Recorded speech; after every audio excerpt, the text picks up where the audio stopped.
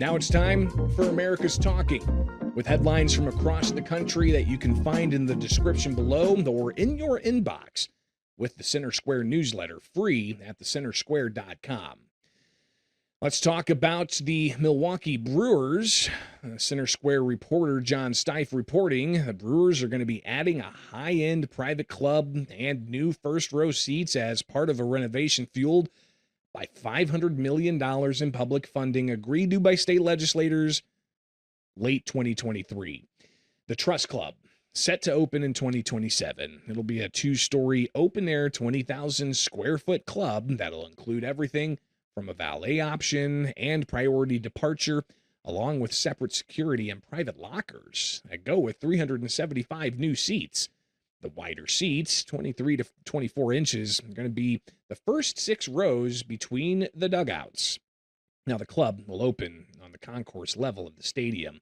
But fans, even though some taxpayer funding is still covering the costs, they'll need to be full and half-season ticket members and will plan to pay prices that start at $245 for the seats.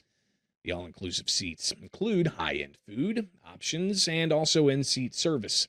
The club will open 30 minutes before other stadium gates open.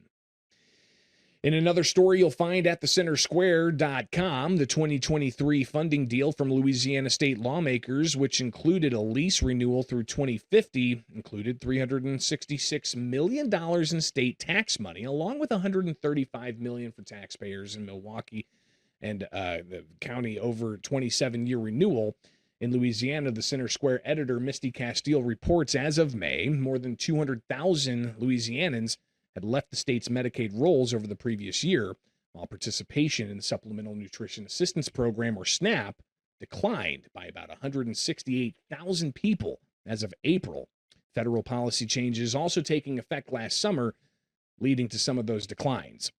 Now, the enrollment declines come as state lawmakers approved several measures during the 2026 legislative session aimed at increasing oversight, verification, and coordination within public assistance programs. Supporters say the changes improving program integrity and helping ensure benefits only go to eligible recipients. But critics in Louisiana say the new requirements could create additional hurdles for families seeking assistance. Now, one of the most closely watched measures was Senate Bill 194, which established new eligibility verification requirements for applicants seeking Medicaid and food assistance benefits.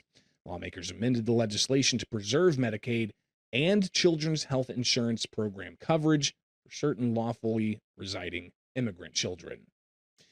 Consumer Energy is seeking another major electric rate increase, a proposal that Michigan Attorney General Dana Nessel says she will challenge before state regulators.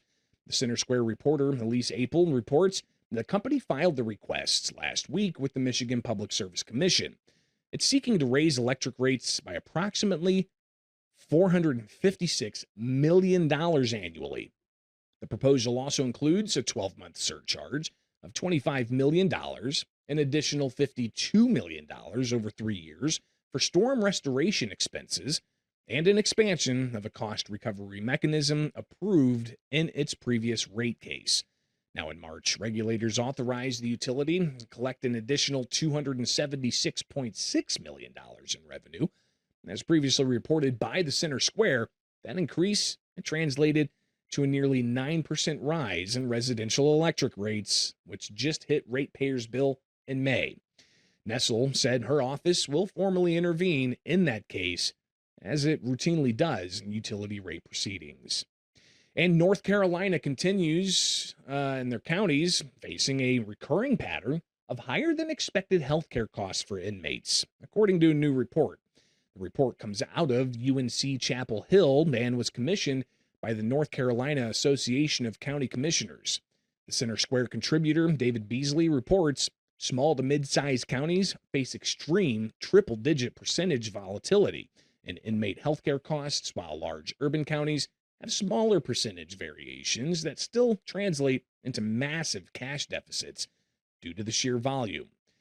Now, county budgets face unprecedented strain from an aging inmate population, volatile healthcare inflation, and complex behavioral health needs, the report found. Unexpected medical needs were the key driver of those cost overruns, with the taxpayers footing the bill. An aging inmate population is another factor in the rising healthcare costs. Yet another is the fact that inmates often have limited access to healthcare before they were imprisoned. Federal funding for inmate care is limited by state and other laws, but leaving local governments, they're the ones that are footing the bill, and their taxpayers are paying the price. And that's just some of what America is talking about. Again, get those headlines in the description below or at thecentersquare.com. From my studios in Central Illinois, I'm Greg Bishop, and you can join us back here Wednesday for more stories impacting you, the taxpayer, from around the country, only with the Center Square Daily.